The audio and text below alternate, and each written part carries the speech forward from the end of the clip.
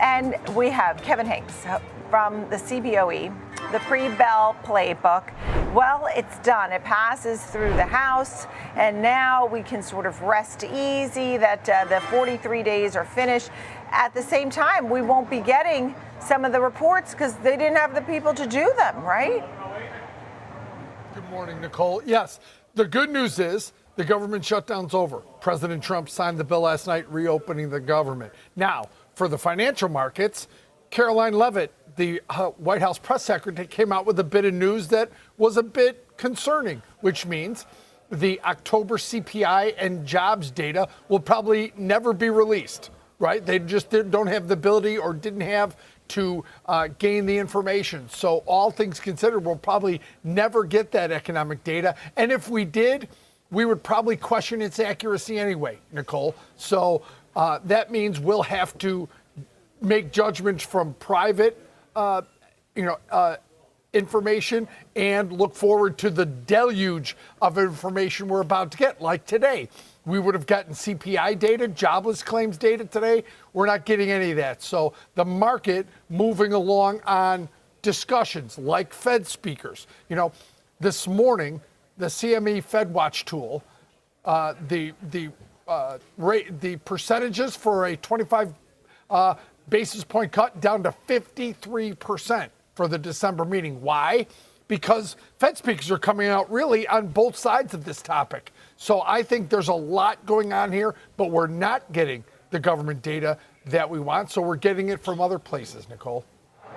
Yeah, and I mean, look, you have the different Fed speakers as I was looking this morning. I mean, we know that Bowman and Waller and Myron were all in the cut camp, but we had Schmidt who really turned us on to the idea that, hey, the Federal Open Market Committee is mixed. They don't all want cuts, and we saw that in the last meeting, right? I mean, there are others on the docket who are cautious or slow to cut. Yeah, like looking at today's docket for Fed speakers, you've got Beth Hammack, you've got Alberto Mussolem. Those are the officially on the calendar. But Mary Daly is out making comments this morning about pausing interest rate cuts. And so I think the two-sided argument that's going on, remember we had probably between 6 and 8 speakers yesterday for the Fed, some on the docket, some that were making news throughout the day. And it was pretty, evenly split between the two camps. That's why the percentages for a Fed rate cut have slipped from the mid-70s to 53% to start the day. So the market is showing uncertainty, a 50-50 chance for the DC meeting. Wouldn't take it off the schedule just yet. I still think, me personally, think that the Fed's going to cut in December because I think the bigger focus is on the labor market, not inflation. So, but we'll see how that plays out. 27 days till the next Fed meeting, Nicole. So there'll be a lot of speculation between now and then.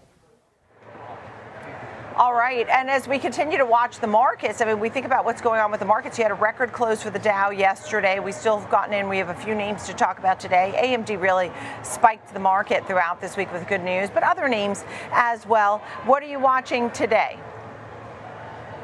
Here's what I'm watching from a micro perspective. Applied Materials earnings after the bell. Disney, I want to see how that stock trades throughout the day today. They had a lot of news out this morning and guidance that should be interesting throughout the day. I'm sure you'll get into that with Jenny in a moment. But here's the thing. I look at the 10-year yield is lower for the week from 4.16 to right around 4.1. Crude oil, lower for the week. It went from 60 to 61.28.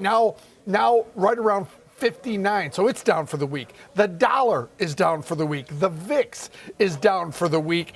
The only one that I see of significance that's up, gold is up pretty significantly from 41.13 up above 42.40. So most metrics from the macroeconomic perspective are lower, bullish signals for the week. Gold much higher for the week. So that's how this plays out. I think this is an interesting day because we're sitting at all-time highs, as you mentioned, in the Dow. The market is going to open a little soft. We'll see how it trades after that, Nicole. All right, good to see you, Kevin Hincks, on a Thursday morning and not getting the data we could use today. But we will in the future because the government is now reopened, and so they'll have to get back on track. It also means for the airlines, we didn't talk much about the airlines, but we did see that there's been some improvement on the number of cancellations.